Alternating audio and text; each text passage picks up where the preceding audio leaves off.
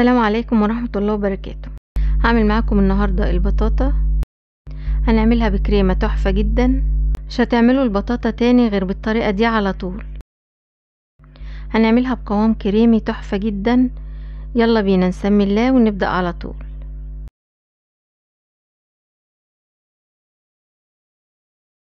معايا البطاطا قشرتها وغسلتها كويس قوي. طبعا انت هتعملي حسب الكمية اللي انت عايزاها. هنقطعها بعد كده بالطريقة دي علشان تتسلق بسرعة. البطاطا اللي انا عاملاها دي حوالي 1.5 كيلو.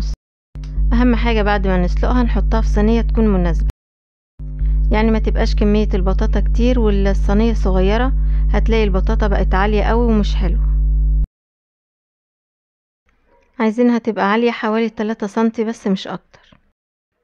كل ما كانت البطاطا مش عالية قوي كل ما طعم الكريمة يبان فيها اكتر. هنحط البطاطا في حلة على النار وهنزودها ربع كوباية من السكر وكوباية من المية. السكر ده طبعا بيعلي من درجة الحرارة، بيخلي البطاطا تستوي بسرعة. كمان هيحليها علشان احنا زودناها كوباية من المية.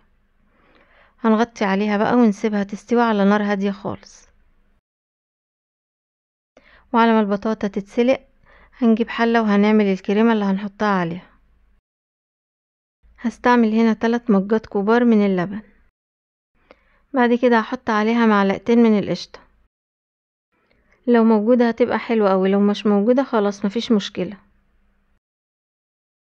بعد كده هحط 3 معالق كبار من السكر. لكل كوباية لبن معلقة واحدة من السكر. هقلبهم مع بعض كويس قوي.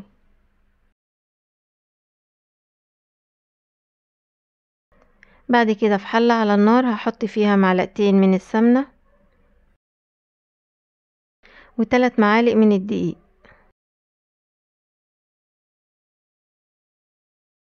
لكل كوباية لبن معلقة برضو من الدقيق. بعد كده هديهم تشويحة خفيفة في السمنة وهضيف عليهم اللبن بالمكونات اللي حطيناها عليه. اول ما الدقيق يتحمص حاجة بسيطة هنطفي عليه النار على طول وهننزل عليه باللبن بارد، طبعا علشان ما يكلكعش معانا. هنقلبهم كويس قوي مع بعض. بعد كده هنزل عليهم بمعلقتين كبار من الكريم شانتيه. هنولع النار تاني وهنقلب فيها على طول باستمرار لحد ما تلف.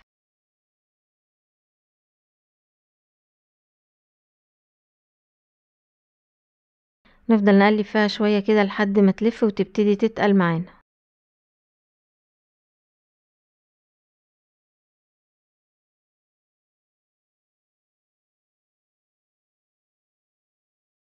زي ما انتوا شايفين الكريمة بدأت تتقل معايا اهي. احنا عاوزينها بالقوام ده، عايزينها بالقوام اللي هو السايب ده، ما تبقاش تقيلة. خلاص كفاية عليها كده، هرفعها من على النار على طول. بعد كده كانت البطاطا اتسلقت معايا اهي، مش فاضل فيها من المية غير حوالي ربع كوباية بس مش اكتر. طبعا المية دي بتبقى عبارة عن عسل. طبعا ههرسها بربع الكوباية اللي فيها دي، مش هصفيها علشان البطاطا تبقى خفيفة وهشة. لو صفينا المية وعملناها من غير مية خالص وهرسناها هتلاقي البطاطا بقت يابسة وتقيلة قوي في الاكل، مش حلو.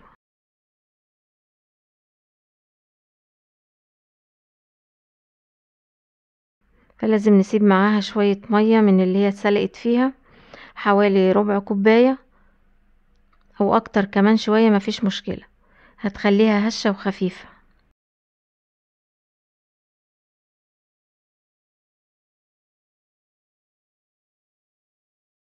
حساها لسه تقيلة قوي، هزودها كمان شوية من اللبن.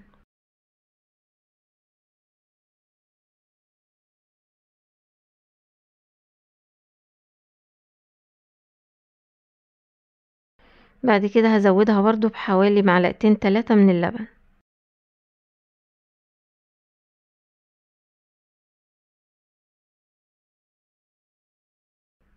انا هحط عليها كمان شوية اللبن دول علشان انا بحبها خفيفة.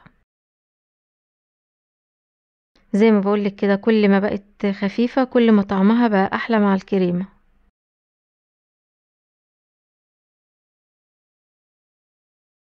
هي كمان بتتقل اصلا بعد كده، بعد ما بتحطها في التلاجة بتتقل شوية. بعد كده هجيب القالب اللي هفردها فيه من غير ما ادهنه سمنة ولا اي حاجة خالص.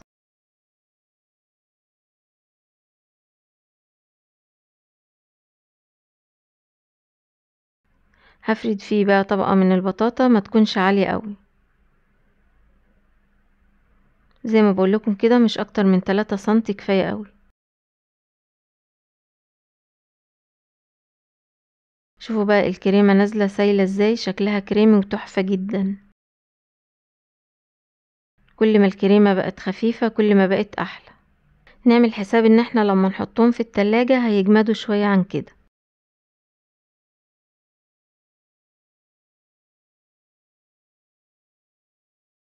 فلازم الكريمة تبقى خفيفة والبطاطا برضو تبقى خفيفة، ما تبقاش تقيلة.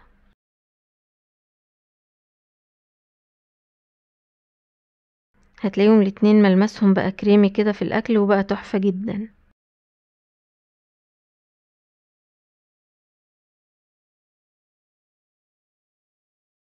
هفرد بقى البطاطا في الاطباق كويس، بعد كده هفضي عليهم باقي الكريمة.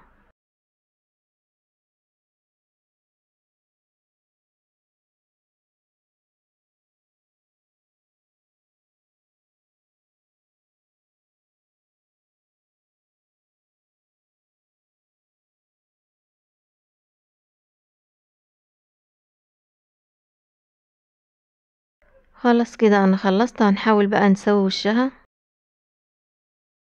ولازم طبعا نشتغل بسرعة والكريمة سخنة علشان تبقى سهلة الفرد معانا. بعد كده كان عندي كيس من الكراميل، هزوق وشها زي ما انتوا شايفين بالطريقة دي.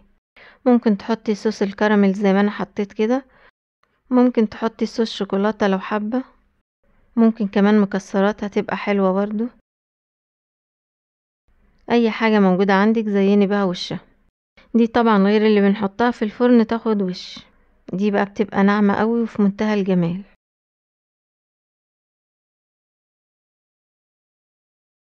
بجد الكريمة دايبة مع البطاطا، طعمها رائع. طعمها كريمي كده وخفيفة غير ما تكون تقيلة.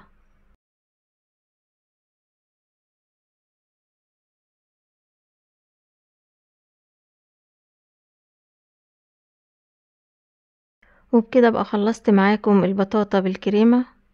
اتمنى الطريقة تكون عجبتكم، اتمنى تجربوها، وبألف هنا وشفا.